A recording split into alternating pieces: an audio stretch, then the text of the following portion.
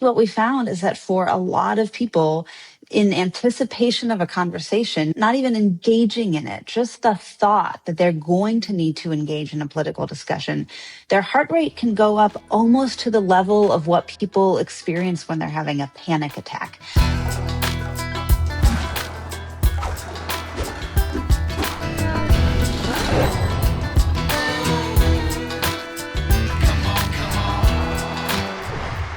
Hi, everyone, and welcome to A Braver Way. I'm your host, Mónica Guzman, and I don't know if I've been real open with you all about how nerdy I am about things in this space of political bridge building.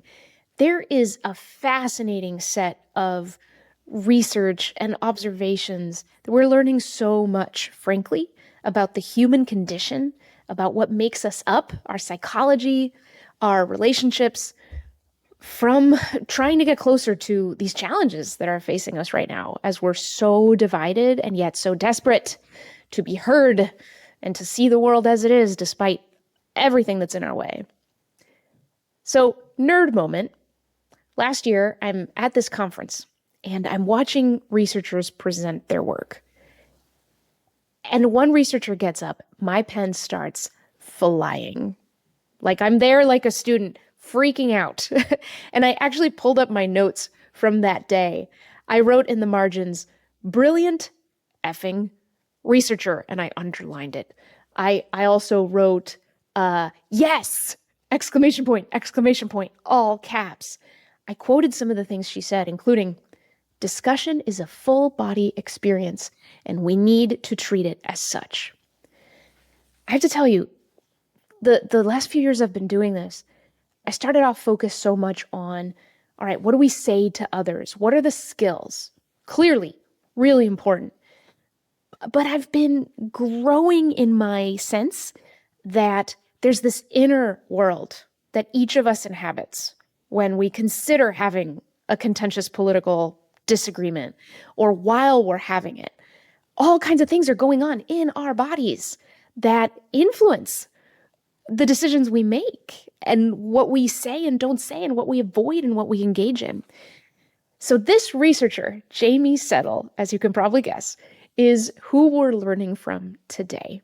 She is a political scientist at the College of William and Mary. I just came off this conversation and you'll see me get pretty excited, especially with how she helps us explore what we can do to help ourselves and others, the people we care about, come into politically contentious conversations with less anxiety, less fear, with our biology maybe more grounded. So, without further ado, here is my conversation with Jaime Settle. So thank you again, Jaime, for joining. My pleasure. I think it's so great that you do this, and I know this topic is important to a lot of people, so I'm glad to be able to help. Yay, awesome. Yes. So let's talk about what brought you to your work and what motivates you. It sounds like many people, you are in a family that has arguments, but that, arguments about sports, arguments about, what else did you mention? Religion, even geography. You've seen your family kind of handle, but politics, not so much. So can you tell us about that? Yeah, I think many of us research what what hits close to home. And in my own experience, my family has political views all over the place. And I think in the past, on other topics of difference, we've always been able to navigate those conversations successfully. We've been able to ask questions from points of view of genuine curiosity. We've been able to kind of look under the hood and try to understand, moving beyond the labels and try to understand where other people are coming from. But over the course of my teenage years and into my adulthood, I realized just how much harder that was when it came to political disagreements, that so many of those topics felt off the table if you wanted to have things remain, civil. And if you, I think in some ways almost a concern that you don't necessarily want to know what people actually believe because it might change your evaluations of them. And so For me, I approached this thinking about the amount of anxiety that many people had about politics more generally, and everything we've observed, the amount of contention, the amount of vitriol, and thinking about what does that mean for people in their day in, day out lives when it feels like our political moment is so contentious. What does it actually feel like when you're trying to make decisions about who to talk with, whether to talk at all, what to say in those conversations? And I wanted to have more of a basis for understanding, generalizing away from my own experience into what that felt like overall. Yeah, yeah, I can imagine the trajectory of watching these dynamics sort of freeze your family up and wondering what's going on under the hood. And that's one of the things I admire about your work is that seems to be exactly what you're trying to lift the rug and see what is happening behind the scenes in our bodies, in our hearts. Can you give us tell us an example or take us to a moment or a situation with your family where you saw that kind of freeze? Like what sorts of issues, what sorts of things would get you all to think, not there, or were there particular personalities that seemed to clash, or how could you, where did that distinction come up more specifically? Yeah, I think there's some sense that some topics are more dangerous waters than others. So, certainly topics related to the issues that are most closely tied to people's moral or religious beliefs, for example. But, in my experience, it actually had less to do with the topic and more to do with that moment in a conversation where you realize that you really have had access to fundamentally different kinds of information than someone else in the conversation, Yeah, where interesting. you realize that even if you both think you've been paying attention, what you've heard and the conclusions you've arrived at are really miles apart. And that sense of, trying to understand, this the sense of, do I know what I'm talking about? Do they know what they're talking about? I think maybe they're, are using different facts, but do I have the facts that support my own point of view, right? And then in some topics, it's not the facts that even matter, right? And so if you're moving beyond that, trying to understand why someone gets at those opinions. And so I think that came up a lot. I think it's changed over time where people are getting their information, the quality of the information that people have access to. People still report that face-to-face conversations are a really important source of information for them, especially as the rest of our information environment has Mm. become more polluted, so to speak. That's But a I think relief, that, actually. That's a yeah, it research is. finding that people are It, still valuing in-person interaction for gleaning information. I'm just relieved to Yeah. hear that, frankly. Yes. Yes. Yes. Now, Yeah. I think we would like to think that we have a healthy media environment where people can trust the information they encounter. Yeah. But, I think that people really do rely on their friends and family for a lot of information. Yeah, yeah, and it certainly makes sense why. So, Jamie, let's go back under the hood. The work that you did that really got me to lean forward and pay attention at the conference that I first met you at was on psychophysiology, which is a bit of a mouthful. Yes. So, first, can you just quickly tell us what in the world that is? And then we'll Yes. dig into some of your research and what you found. Yeah, so psychophysiology is thinking about the physical, the physiological manifestation of what's going on in our brains. And so it's a specialized field of psychology that has designed a variety of different measurement techniques to try to capture some of these processes where our bodies are actually revealing something about the emotional experience that we are having. Mm. I, in the book, am particularly interested in people's heart rates and thinking about whether or not people's heart rates change in response to the kinds of conversations that they're having. But there are a whole variety of different kinds of measurements that true psychophysiologists use to try to get a handle on what it is that people are experiencing. Right. So heart rates. Cool. What did you learn about what happens to our heart rates when we anticipate a political conversation? This is just juicy. So dive Yeah, in. yeah. So, I actually think that most people have a pretty good intuition for this, but, essentially what we found is that for a lot of people, in anticipation of a conversation, not even engaging in it, just the thought that they're going to need to engage in a political discussion, their heart rate can go up almost to the level of what people experience when they're having a panic attack. So That's wild. other research, I know, right? So other research has found that when people are having a panic attack, their heart rate, again, it's, elevated 8 to 20 beats per minute above what their baseline is. And for about half of the subjects in our study, they experienced an increase in their heart rate of that same magnitude when they found out that they were not only going to be needing to talk about politics, but needing to talk about politics with someone whose viewpoints were different.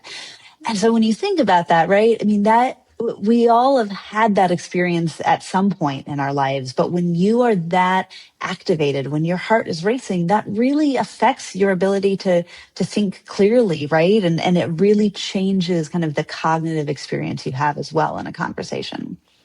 Yes, absolutely. And by the way, just to distinguish, this was when you're anticipating having a political conversation where folks might disagree. If it was apolitical conversations, not a thing. There were other conditions where not a thing, but it was anticipating the political conversation. Yes, and this is compared. We thought, well, maybe this is just about politics, right? Politics is so contentious. Maybe if we just show people, videos of a protest or where there's clashing, maybe that will do it too. And it is something about the anticipation of that interpersonal interaction. So it's not just contention. It's not just people yelling at each other. We actually showed, do you remember the Jerry Springer show from back in the 90s? Oh, we actually showed people wow. clips from that, right? Just to understand more about this baseline. And it is something in particular about knowing that you yourself are going to have to engage in that kind of conversation. It's not just the exposure to disagreement itself. Right. So it's you might have skin in the game. You used really interesting language earlier. You said that, these psychophysiological things like heart rates end up revealing something that's going on under the hood about your emotional reality, about what's going on when you make these decisions. So, yeah, what is it revealing? Because it sounds like it's not always necessarily conscious. Right. So one really important point is that there's not a perfect mapping between an increase in heart rate and a discrete emotion, right? Your heart rate could be increasing because you're excited, right? We know some people love politics and love that sort of cut and thrust and going back and forth. And so for them, the heart rate increase might not be a negative, right? Whereas heart rate increases can also be associated with that sort of anxiety, right? Or even anger. So it's not telling us which emotion is being activated, just that this is a very emotionally activating experience for people. Now, we can map, and we asked people to tell us about their emotional experience. And we know that the heart rate does tend to increase more among people who are having more of the kind of negative anxiety related kinds of experiences. Oh, I see. So you track that separately, right? How anxious people tended to be. Yes, exactly. Yes. Yeah. But the importance of the physiological measurement, this was not just people telling us, right? This was their bodies actually showing us that, whatever emotion they were feeling, it went along with this physiological change. Yeah. Oh, that's fascinating. So why did you choose to measure the body's reaction to the anticipation of the discussion rather than the discussion itself? Why did that seem more interesting to you?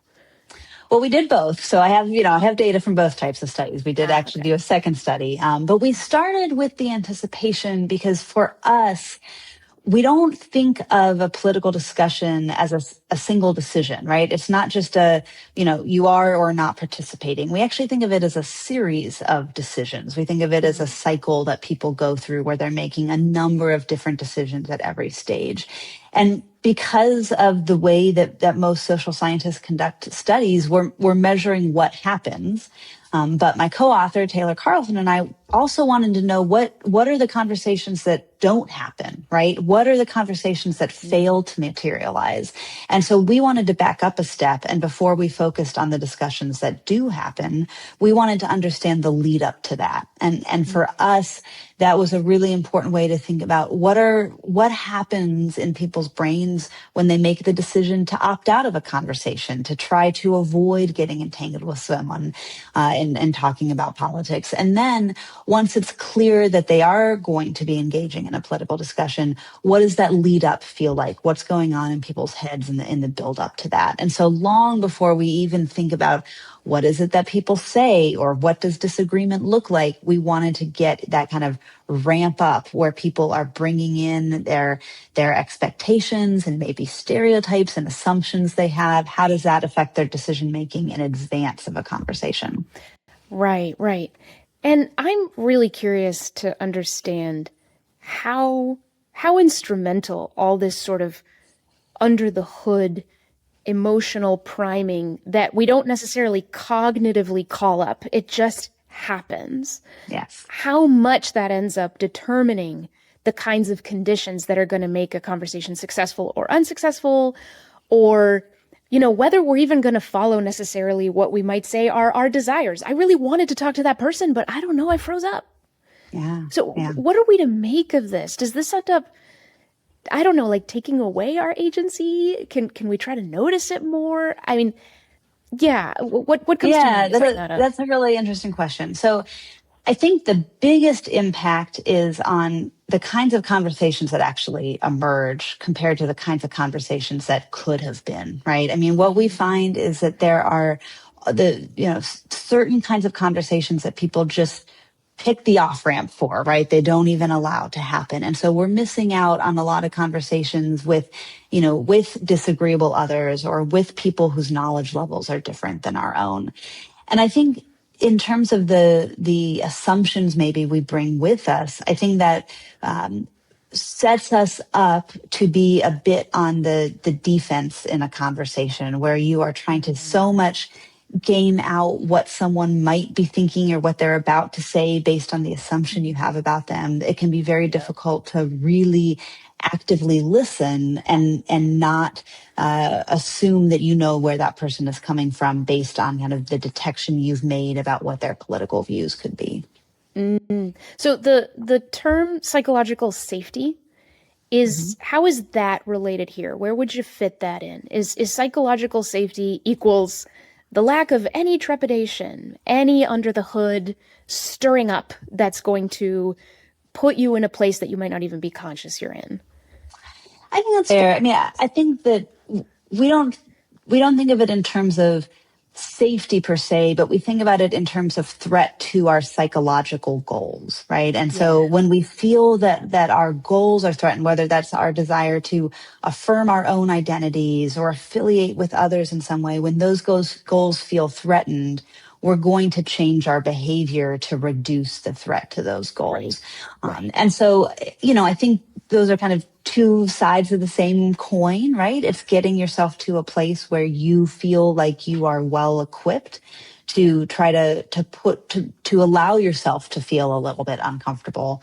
But I think that there is something particular about political disagreement that really can be disarming and activate many of these, be threatening to many of these goals at once. Yeah, for sure. And I want to get to, you've also done great research on the costs and how we go through a process of deciding and determining all these things. But first, I hear a lot of people say things like, listen to your body, trust those things. Yeah. So from that angle, how trustworthy are these signals? Can we just kind of sit back and go, well, if my heart rate went up and my body decided it don't want that conversation, I should just say, you know what? Great. That was the right call, clearly. Whatever my desire cognitively might have been. What would you say to that? So I would encourage people to slow down for a second and make a choice about whether they want to override that. Our bodies give us all sorts of signals all the times that we choose to override, right? We are sort of evolved in one way for one sort of threats and dangers, and we live in a very different world. And our bodies can still respond in many of those same fight or flight ways. but we have to make the decision about whether or not that cue is sending us a signal that we really need to pay attention to. I think the reason it can be useful is that if you are having kind of that strong, that aversive of reaction to the idea of talking about politics, it's a good reminder to stop and say, okay, what are my goals here? What am I trying to accomplish? What might the other person be experiencing or perceiving right now? And so as a marker to slow down and acknowledge the idea that there could be some tension, that there could be something uncomfortable, I think it's a great signal from your body to listen to. But getting that signal and just saying, oh, I'm out, right? Like my body doesn't want to do this. I'm not going to do it. I think that is the wrong takeaway message. Right. It's maybe too abrupt. Maybe we have a little Yes. more agency than that. And you mentioned Yes. we override our body signals all the time. Do you have an example in mind, by the way, of a common way that we do that? Well, I think I should be clear, I'm not a psychologist, right? I'm a political scientist here, but, thinking about it in terms of, other phobias that people might have, right? So I was on a plane yesterday and, there are people who have these really strong reactions to getting on a plane, but they really want to go travel to see their family or friends. They really need to take that work trip, right? And they say, I understand I'm having this reaction, but I want to be doing this thing. So I think, I think that's very common, actually. I think another way of our kind of general stress response. Many of us lead very busy lives, juggling major responsibilities at work with family and at our house and this and that and the other thing. And, you have that wave of stress and then you have sort of the adaptive way of saying, nope, I've got this, right? I'm going to take it down and I'm going to put things back in perspective. So I think we are equipped with those skills. It's just changing the frame a little bit to think that we need to apply some of those skills to political discussion. That's right. Right. So in this case, I think what I'm hearing is, all right, these are the body signals. And if we can notice them, then we can, like you said, stop and make a choice. Do we want to override? Or do we realize, you know what, conditions are not great. I don't think I'm going to get what I want when I'm in this state. So let me avoid and maybe come back another time, work on it a different way, kind of a thing. Right. And I think also as a reminder that your discussion partner, the people in the group you're talking about, may be having their own version of this. They may not be, right? But as a kind of a reminder that you're not alone, right? That you're entering a social interaction where everyone's bringing their own background and baggage, and just as sort of a facilitating that empathy to think about not only why does this other person believe what they do, but what might they be experiencing right now in this moment.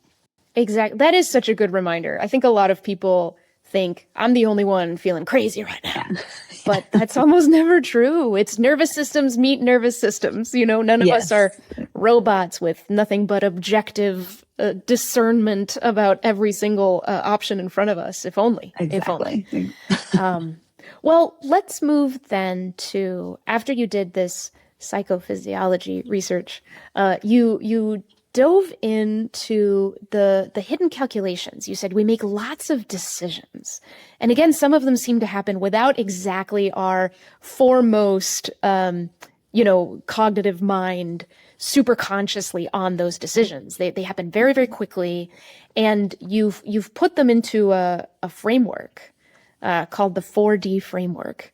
Do you want to walk us through what the 4Ds are? Yeah. So the 4D framework is meant to help us think about the process of discussion as a cycle. And so people go through this again and again and again.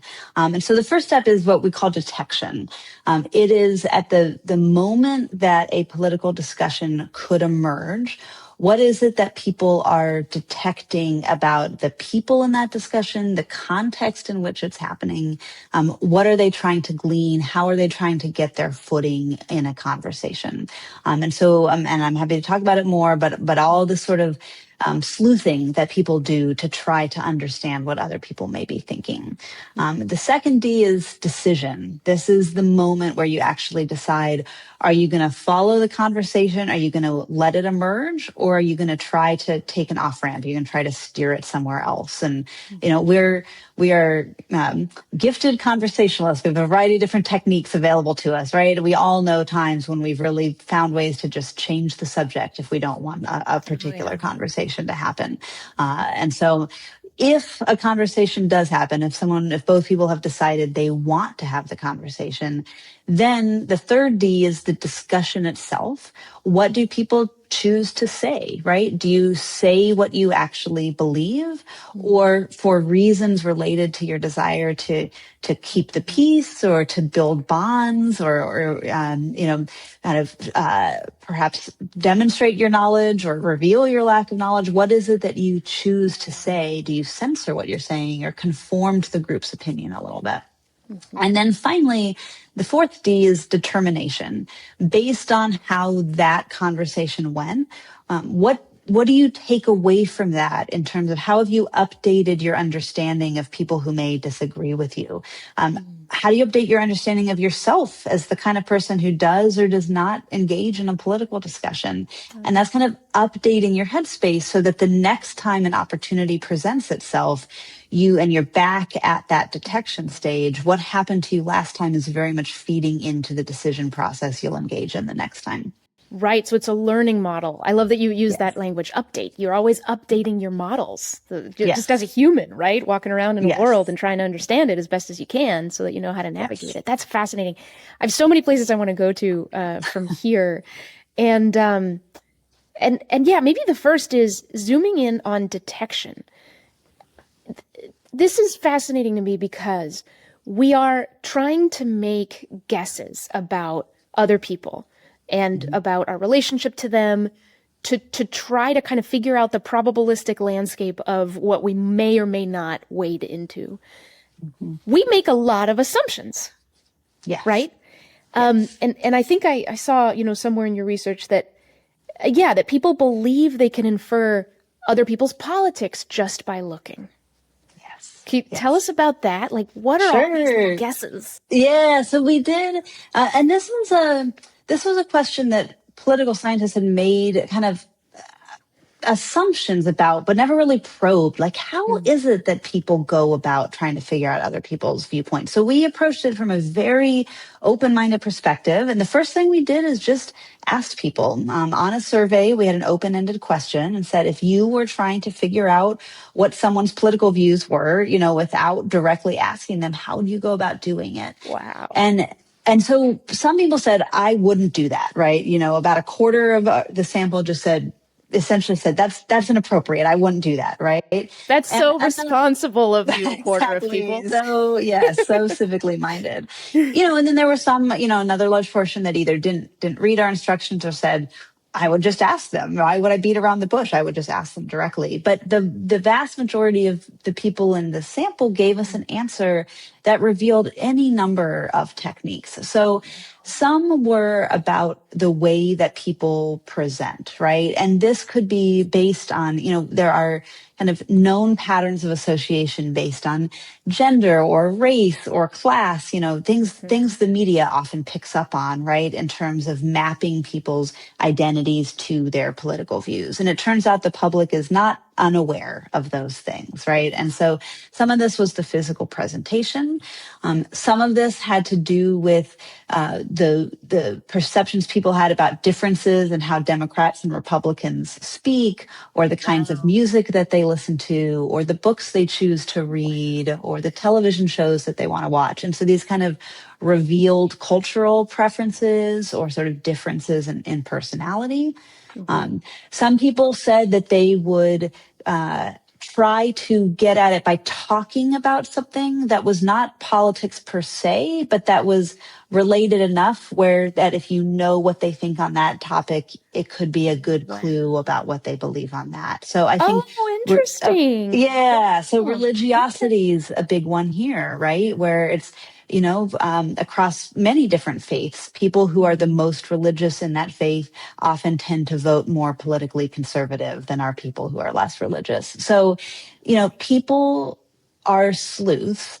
And what we found that was really interesting is that the people who told us that they would only talk about politics if they knew what the other person's political viewpoints were ahead of time, they were the people who had the most refined skills in terms of learning how to make those guesses. They were more confident. They knew how to guess other people's political views. And they also gave us more robust answers about how they would do So it. I want to ask a question right there, which is they were more confident, but were they Yeah. right? That we didn't test, but my guess is that they were probably, and this is coming from other work that I've done, they were probably likely to be a little bit more accurate, but they were overestimating their ability to make these detections. So some of the work And I've we done do from know how that. Okay, we know they Yes, were overestimating. on social media, we do know that people make assumptions about other people's political views based on the content that they post, but that people overestimate the extremity of other people's political views based Yes. on what they post. That's for sure. And given that, we're talking about this in the context of detection, people deciding whether the conditions are right for coming in or out of a conversation, if they misjudge someone else's politics, therefore they misjudge maybe some threat that they might feel from how divided they perceive them to be, then they might be avoiding a conversation that could have been really constructive. Exactly, exactly. I mean, another study we did was as simple as the cue of somebody's name, right? What signal do our names send about what our political views are? Wait, And really? yeah, Really? yeah. And we don't pick for the most part, we don't pick our names, right? We're stuck Right. with what our parents gave us, right? And so, for the record, mom and dad, I love my name. I don't think I was stuck with my name, right? But, I think that, the fact that so many Americans have been able to become these kind of like amateur political scientists and trying to, map these patterns really means that we may be shutting the door on conversations that could have been really healthy and productive, but we just guessed wrong, right? We just read the cues wrong and led ourselves astray. Well, let's come back to the body because it seems to me, and this is where obviously I want to hear how you see it, but the body's signals have evolved to try to protect us, right? It's always out of a sense of we want to keep threat at bay. And so here's all of these sensations that are going to set you up or not, for something coming up or get you to try to move away. So given all of that, yeah, like how then do we get to the point where we can sort of trust what we're detecting? If this is a phase, this is a thing that we do. We're going to detect if the water's fine. I guess I'm thinking about the people in your study who didn't read the directions and just said, "Well, I would ask." I would just ask what their Yeah. politics are. I would try to get the information directly. But there are costs. There are costs to direct engagement about even that. So maybe that's what we should do is a lot of this work is based on there are social costs that we perceive. And so these sensations, these micro decisions that we're making in these 4 phases that you've identified are all ultimately about trying to evaluate the cost benefit analysis, the risk profile, right?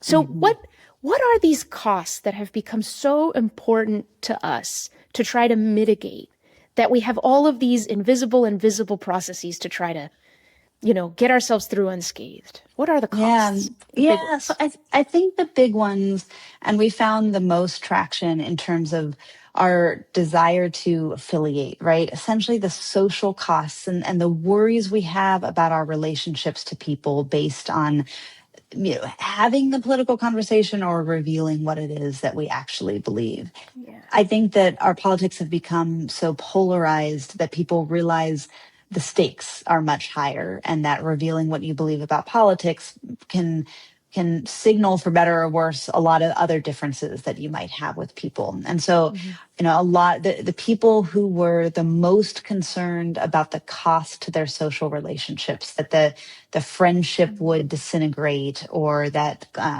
closeness you feel with your sister might come under threat if you revealed your differences in politics.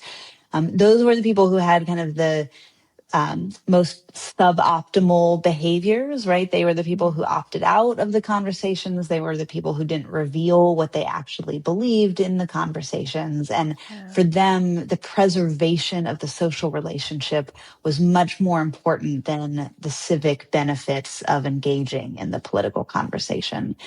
I think a second, real close runner up there is what we think of in terms of the affirmation goals that people have. And this is your sense of self and your self identity. And because of the polarization, because of the politicization of so much of our culture, if you feel that your politics are under attack, you may feel that many other aspects of your identity are under attack as well. Yeah. And so it can be very challenging to be willing to reveal those things or open up that side of yourself to disagreement or criticism or pushback from other people, because you just may not be ready to change all of those pieces of who you are. And I think, these things are just to me, over the course of my lifetime, the stakes just feel really different They than do. it did in the past. They absolutely do, right? So we talked about, sometimes in the anticipation of a conversation, you're detecting and you may misattribute something and you may not engage in a conversation that would have been constructive. But another possibility that you've just said is you may wade into the conversation but not be all that honest because Yeah. you don't think that your true opinion is going to be worth sharing because it might threaten something you value more. And I bet listeners are going, oh, yeah, I know that feeling. I was in a conversation just in the last couple of days where I think I did that. Mm-hmm. I held back on the truth of things because there's a kind of harmony that I need to keep and doesn't feel worth it. And all of these things sound like healthy tendencies, right? So how do we evaluate then when these desires and needs to protect ourselves and to not pay these costs might be costing us in another way, right? Because when you're not honest and you don't show yourself, well, that could have cost down the road.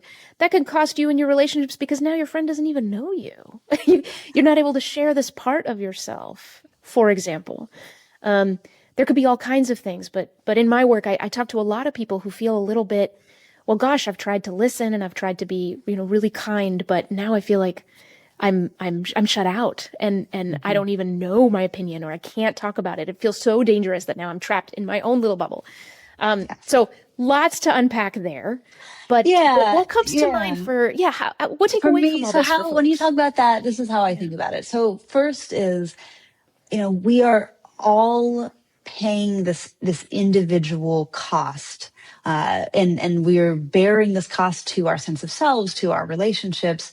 And when we choose to opt out, the problem is we're missing this collective benefit, right? I mean, it is really easier for each of us to opt out than to do the hard thing of participating. But what is that collective benefit that we're missing out on? Well, I think about it in a few ways, right? And there are all sorts of, from the point of view of political philosophy, there are all sorts of civic, big picture benefits. Just on principle, we should be talking with each other more. But I think about it a little more concretely. Like, what is the more concrete benefit? Well, one is, I think this actually contributes to increased stereotyping, right? Because the people who are probably most likely to break those stereotypes for us may be the ones most likely to silence themselves, right?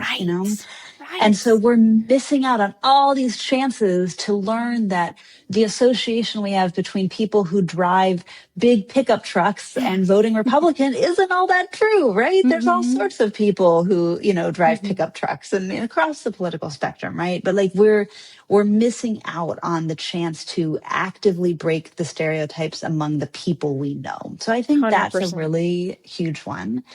I think the other one we're missing out on is that it's very easy, kind of one of the cognitive fallacies is that it's very easy for us to imagine that the people in our out group are all the same, right? It's called the out group homogeneity effect. That, in my in group, oh, we're all different. We all have, a ton of variety in what we believe. And there's so much nuance on my side. But those other people in that group, they all believe the same things, right? And when you don't get exposure to the range of opinions about people in your outgroup, you very easily make assumptions that they're all believing something when in fact there may be a range and a mix of opinions on that. And I think it's a lot easier for us to learn those lessons kind of anecdotally and observe them and then generalize up, as opposed to someone just telling us, well, it turns out that surveys tell us that there is a huge range of opinions among Democrats, or there is a huge range of opinions among Republicans. So to me, that's what we miss. We just really miss the chance to learn from the full spectrum of viewpoints and perspectives in our own life. That's right, which to me sort of translates into we miss reality. There's a part of reality that you see better when you're able to connect across difference, even when it's risky. And of course, sometimes, I'm sure you would agree, I mean, sometimes whether it's the signals in your body or your own estimation of the cost-benefit analysis, it's a good decision not to engage in that conversation. But it does seem to me in the research that I see, and, would love to hear if you agree, but it does seem like we are overestimating the threat in a lot of cases and keeping ourselves out probably more than we are engaging too much in these kinds of interactions. But I don't know. What do you think? Do you think that we know that? Did we have a sense? Well, I think so.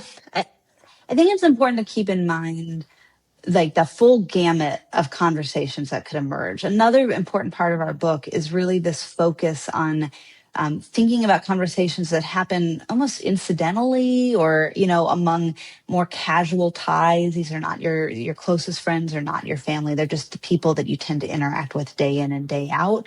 I think people are smart to be mindful and to think a bit, right? I mean, there are certain professional relationships and social ties that we really do need to preserve. And if talking politics is going to threaten those, then, I understand. But I think people could compensate by actively pursuing more conversations where there's less social threat or consequence to have, right? And so, we think about, now I acknowledge that this happens more to me. I'm a political scientist, but I think of the number of times on an airplane or an Uber ride or any of these other just sort of low stakes environments where kind of politics maybe creeps its way into the conversation. And what's the harm in getting into a political disagreement with your Uber driver, right? You might learn something. It's probably someone whose life's very different than your own. And so I think taking more risk when you have the opportunity in those lower stakes situations could compensate for the times you're not able to because you really recognize that the consequences are just too high. I absolutely love that. I think that is so spot on. I talked to folks who are all over the map on the number of political issues that would really, really emotionally activate them and which issues feel like red lines to them versus not. And it just seems true that to a person, each one of us has an edge that we can push. Each one of us has an edge that we can meet with capacity to meet it, meaning our bodies would not freak out too much, right? Yeah. Maybe there'd be a bit, but not so much. And so if we look for those edges and push those edges, that's enough. You were talking about the collective benefit. We each estimate our individual costs, and it always seems safer to just opt out if there's going to be any risk to our individual costs. But we have to keep in mind, I love the way you put this, that there's a collective benefit that we're leaving on the table if we all do that too much. So your solution seems really elegant to me, which is, okay, you can't go to where it's really hot, right? You can't jump into the fire. That's fine. Look for the place where it's just warm. It's just a little bit on the edge. Everyone ought to be able to find that. And maybe that gets us enough of the collective benefit or keeps us from losing it too much. Yes. And it can also, it can build up those skills as well, right? When you're kind of practicing in these lower stakes environments, it gives you a chance to see how your body's responding, see what it feels like to override that response, right? And, we talked earlier about the discussion as a cycle. If you can have one of those discussions that does change your preconceptions a little bit, or Mm-hmm. bolsters your confidence that you are able to have that can help, build up courage so that your edge is pushing, a little warmer and warmer and warmer until you feel more comfortable doing this. Yeah, you just said that keyword, build up courage. That's what so many of us want. We want the courage to be honest, even when it's uncomfortable, so that we can show up. We want the courage to be able to stand up for ourselves and maybe even listen to something that's really hard and learn something that we feel a little threatened by. I think a lot of us want the courage to be able to see the world as it is, even when it's so divided and so scary.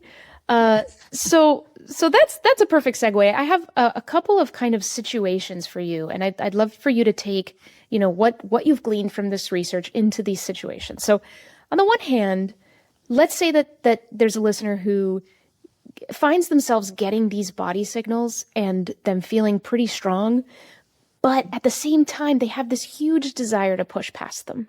But they're afraid that those signals, that raised heart rate, is just kind of putting them in a situation where that capacity just isn't there, but the desire is. I want to be able to talk to my uncle, but I just freeze. What if anything, what is the direction to take there? What is the thing to look at? What is the thing to try? Yeah, so the first thing, we talked a bit about this idea of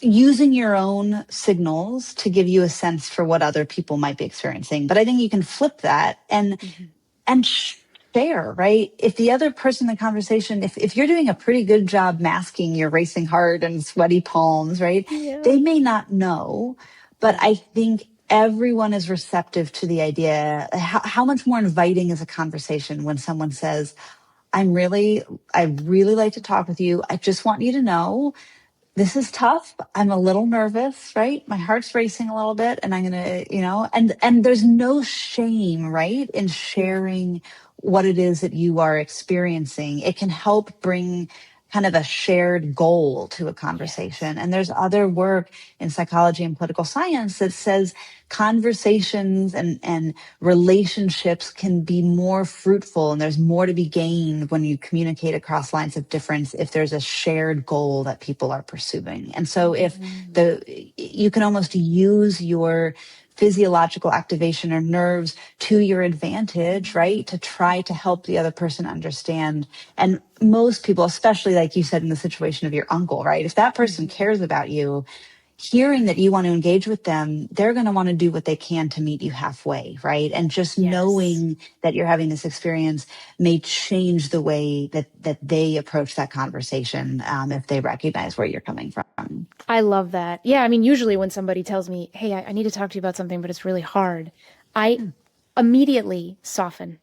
If it's somebody I care about, I soften. I think to myself, am I the person that they need me to be right now? How can I be the person they need me to be right now? And something tells me that just going through that in a millisecond probably sets you up to receive them better. Yes, because there's what you even just did it on camera. Your physiology changes, right? Did it? I mean, whereas before you might have been a little more in your face, you relax a little bit. You probably soften your voice a little bit. You're a little more measured in what you have to say. And so this is, again, thinking we have really good conversational skills from other parts of our life. We're just not used to thinking about needing to transport those into the realm of a political conversation. That's right. Or to share them with someone that we're a little afraid to talk to. That seems so counterintuitive. Well, it kind of brings me back to, you use the word masking. I think we all probably have the experience of, we're freaking out, but we don't want to let anybody know. What is the reason? What is the cost we're afraid of paying if people know? Why is masking such an automatic reaction? And maybe this is obvious. I just love to hear you spell it out. No, I don't think it is necessarily obvious. I mean, I think so. One thing is we know that there's kind of a strong norm or expectation in the US. People are supposed to be, politically knowledgeable, right? Like there's people you're supposed to vote, you're supposed to be engaged. Even people who don't engage in those activities often report that they do because of this idea of kind of the civic norm of doing so. And so I think there's a bit of a sense that we're supposed to be comfortable having political conversations. We're supposed to be able to defend our points of view well with accurate information. We're supposed to be able to, have such strong beliefs and be so good at explaining them that we could persuade other people to, adopt our viewpoints. And so I think that when we find ourselves in a moment where we're not feeling equipped to live up to that ideal of the engaged citizen, we put on that mask, right, to try to pretend that we are and buy ourselves a little bit of time, right? Yeah. And most people in reality don't, not certainly not every moment of every day do you feel like you're bringing your A game to be able to have a high quality political conversation, right? But Yeah. somehow we assume that other people are more prepared to do so when we meet them in that moment of conversation. Right. It's the collective illusion. And I suppose Yes. we think it makes us all, upright, at least Mm-hmm. seemingly, but Mm-hmm. maybe it makes us a little bit like we're creating this norm, I suppose, that keeps us all from being a little more honest about our emotional Yeah. realities and trusting other people with that, because when you, Yeah. like you said, when you share it, when you say, I'm actually nervous about this, it empowers the other person to help Mm-hmm. improve the conditions, so they soften and then you soften. Right. Wow. Just like that. Yeah, exactly. And I think the other thing we have to keep in mind, I think one of the consequences of polarization and the high rates of partisanship, and this I think is most true for people who really are passionate about politics and really do care, Yeah. you can feel like you're becoming the exemplar or the representative for the political identities that you feel attached to, right? And so Yes. now then there's this added pressure of what is this other person going to think? Are they going to judge, everyone who believes what I Yeah. believe or everyone who That's right. presents as I present and that is a lot of social pressure to put on yourself, right? And It is indeed.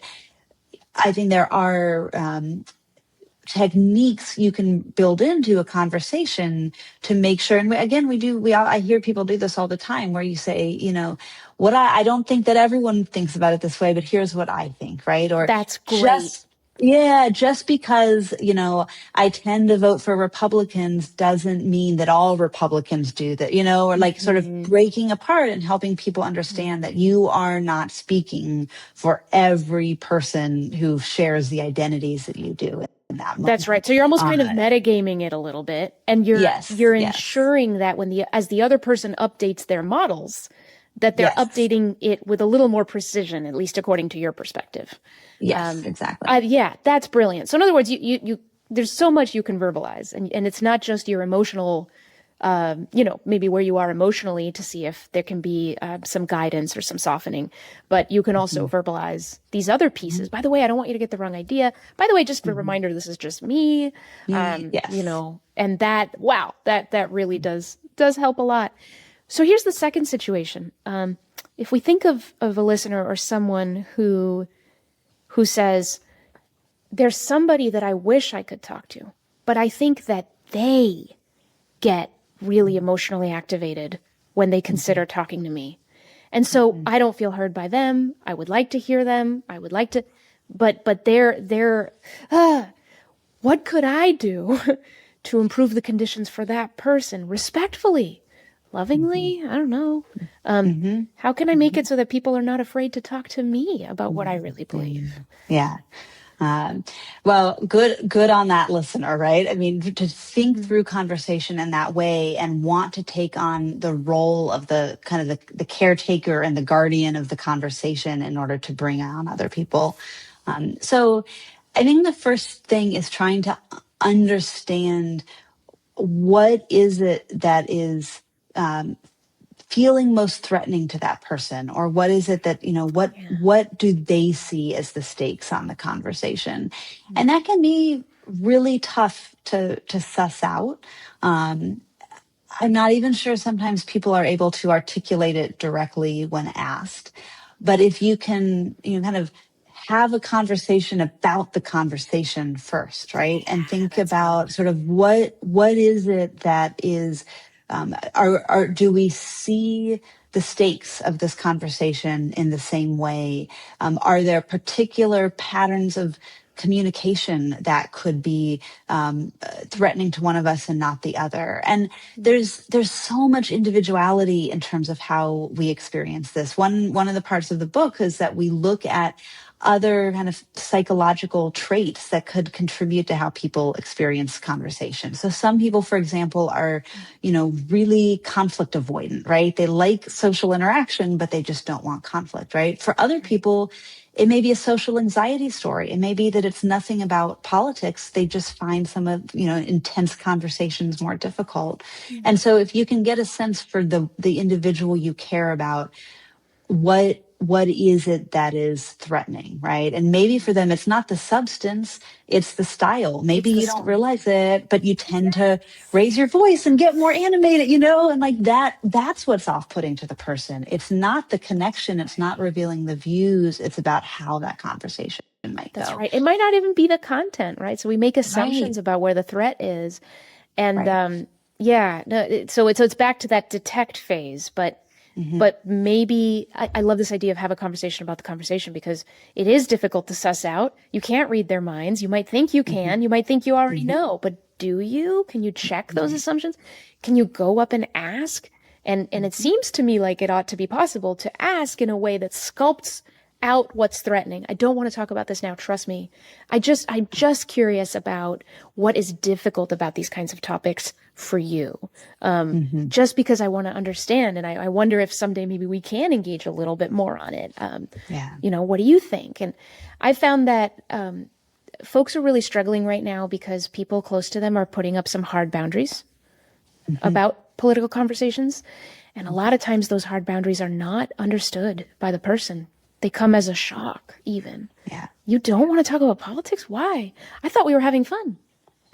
Yes. Or really? I thought we really exchanged something really valuable. But the inner world, we've been talking about going under the hood. The inner world of another person is not that obvious. So this idea of, if possible, try to bring that inner world out. But that means you have to make a container of trust. That you're not going to take these things people share with you that are so internal and then use them against them. Yes, exactly. And I think also thinking about kind of what, I don't know if you use the word baggage, but sort of what baggage is this person bringing with them to the conversation? It may have nothing to do with you. It may have nothing to do with your previous interactions. It's just they've had enough bad interactions recently that they've just decided to take a hiatus for themselves, right? And so I think part of the problem may also be the leap to an assumption that it has to do with you or your conversations with them, as opposed to kind of how this person is trying to navigate the political environment more broadly. Preach. That's such a good point, because it's so easy for the person on the other side of the boundary to internalize it and think it's my fault, it's something I'm doing. And it might be. And to your other earlier point, it might also be a style thing. I like to tell people there's two people to a dynamic. It's like, these conversations are always hard because they interrupt and they do whatever. It's like, well, what do you do? I don't know. Yes. There's so many reasons, but what a beautiful point that somebody needs to, it's a pretty anxiety inducing world out there right now. And people have to figure themselves out. And sometimes we just need to kind of accept it and give people space and not try to fight it too hard. That's absolutely right. So a couple other questions, just to wind us down a little bit. Your first book, correct me if I'm wrong, but your first book, Frenemies, was about social media interactions. So you've gone into the digital and into the in-person. Where do you think the bigger challenge lies? Like, given everything we've talked about under the hood stuff, social media and in person are very different contexts. What do we need to know about that? I think that it is easier to opt out of social media than it is to opt out of in-person interactions. And so I think for people who have had negative experiences on social media, whether related to politics or not, there are clear ways to distance yourself from those kinds of interactions, right? Whether it's no longer using a platform or changing your settings in terms of what you see or whatever the case may be. Whereas that's not really an option for most in-person situations, right? Yeah. They're your family, right? Mhm. They're your boss, like whatever it may be. And so I think that kind of inability to fully opt out is something. I mean, it's so integral to human social relations, right? But that means I think it's the more persistent one that's going to be difficult to navigate. I think the upside, though, is the human connection you can have face to face, that embodied connection of being able to read someone else's body language or capture those micro expressions on their faces. Mm. We have much better skill development and training for interpersonal face-to-face interaction than we do on social media. And so I think that there's Wow. more, there's 20, 25 years ago, there was so much optimism that online connections or social media connections were really going to Mm. help bring people together with different points of view and allow for Yes. more constructive exchange. And I think we've seen that that's unlikely for a variety of reasons. And so Mhm. I actually think that the negative experiences they've had on social media are making them more inclined to want to, come back to face interactions. And, I've and noticed they're the same hungry things. for it in a way that I think we didn't necessarily realize we needed or wanted at kind of the heyday of social media. Absolutely. Yes. And I love what you said about there's the skills development training just isn't Mhm. there on social Yeah. media. You know, it's still Yeah. relatively new. And we don't often think of it that way, that that we just don't have as many tools. The Mhm. facial expressions and the tone and the voice and all of these things. And when you Mhm. can bring more of Mhm. those tools to bear, you may have a higher probability of success. I'll ask you this though, and it's totally a question of curiosity. I have no idea what the answer is. Is it is it uh, is it the case that in person your body may overreact more easily than online because your bodies aren't even in the same room? Or is that not true at all because our minds are still perceiving threat, from a couple of words on a screen, and our bodies react to that anyway? Is there any difference in the psychophysiology Yeah, vulnerability? Yeah. I'm sure someone has tested this. I have not. My instinct tells me that face-to-face interactions going to be more activating. I mean, just like the Yay. study I did conduct that found that even the idea of engaging face-to-face was more activating than watching other people engage in conflict. So my gut tells me that when you are called upon to interact, in a face-to-face scenario.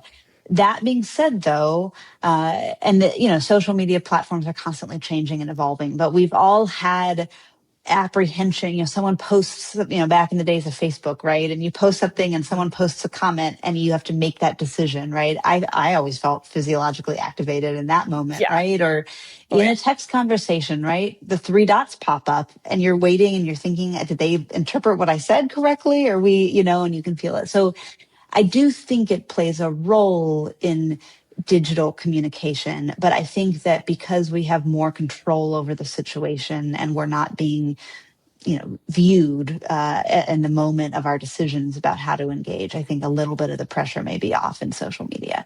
But that Yeah. could also be why people behave so poorly on social media because they're not getting the cues about how what they're saying is being interpreted by others. That is a beautiful point. I had not thought of it that way. That's right.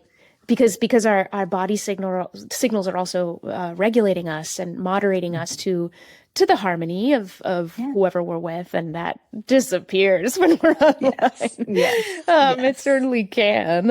Hmm. So your psychophysiological studies were done some time ago, and I've seen a lot of research about political anxiety skyrocketing since then. Hmm. If you Yeah. were to do it again in this political era, what do you think you'd find? Do you think you'd have different findings? I I think some things would replicate and transport cleanly and others would not. So one of the findings we haven't talked about yet today is that in the physiological study where we actually had people talk about politics, we recorded this conversation and we measured how they talked about their own political identities.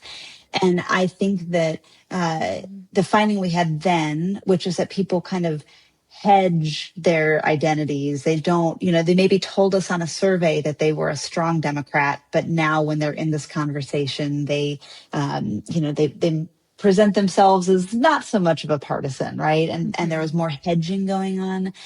I think some of that has changed a bit. I mean, I think we've entrenched ourselves a bit more. I think there's a lot of people who are also just defining themselves in terms of what they are not, right? And so it may not even be like, this is where I am, but I want to make clear that, I'm a Republican, but I don't support Donald Trump, right? Or I'm a Democrat, but I would never vote for Mamdani or whatever it may be, something like that. So I don't know. I'd be curious to see how that held up. But I mean, my read is that things are so much harder than they were even 10 years ago. And when Taylor and I published this book, we looked back, we started collecting data, 2012, 2013, and the things we were using in our studies and our experiments as the contention of politics. By the time we were writing up the book in 2020, 21, that seemed like a cakewalk, right? I mean, it was hard to imagine that that's even what we were disagreeing about back then. And so, I mean, I think for me, I think one of the big differences is that I think many Americans right now perceive that democracy is at stake, and they mean different things by that. But it no longer seems to be just about policies. It seems to be about the health and integrity of the system overall. Of the whole thing holding us together. Absolutely. Yeah. And there's a I don't know, like a subcurrent of anxiety that you can feel rising around that. And people aren't really sure what to make of that, how to bring that into their lives or not, what they should do, but absolutely fascinating. So here's the hope question. I feel like in this line of work, you always have to ask the hope question, given what you do, what you just said about things, how things have changed, but also the unique insights you have, and some of the constructive strategies that you've brought up. How do you feel about our ability to get some of that collective benefit, fight back the stereotypes, be able to represent ourselves honestly, despite all the emotionally activating politics going on out there? What's your read?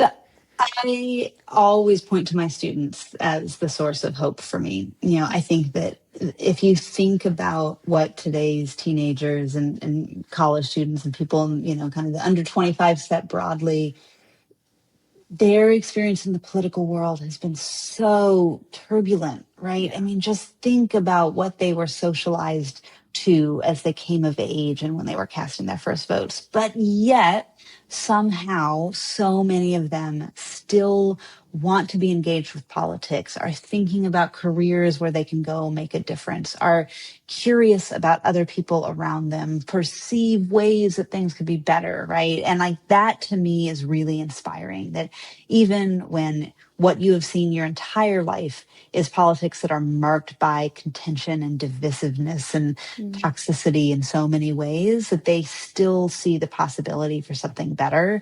Like that, that gives me hope, right? That they still want our country to be stronger and better, and want to step up to make a difference themselves. So on the days that I find my research agenda too depressing, that's what I focus on, that, my students keep me grounded. I love that. Yeah, there's always renewal on the horizon. Yes. There's always the possibility, and even in our own lives, and some of the ways that you helped us see today. So, Jaime, thank you so much for the work you do, the beautiful way you have of explaining what it all means. This was fabulous. So thank you so much. Thank you. I enjoyed the conversation a lot. I really appreciate the chance to talk with you. Yay. All right. Well, onward to all of it. Thanks again. A Braver Way is produced by Reclaim Curiosity and distributed in partnership with Braver Angels, KUOW, and Deseret News. Our theme music is by the fantastic #1 Billboard bluegrass charting hip-hop band, Gangsta Grass. You can subscribe to A Braver Way on YouTube and follow us on your favorite podcast app. Want to chat? You can join our listener text line by texting the word BRAVE to 206-926-9955 or email us anytime with anything at abraverway@reclaimcuriosity.com. I'm your host and guide across the divide, Mónica Guzmán. Take heart, everyone. Till next time.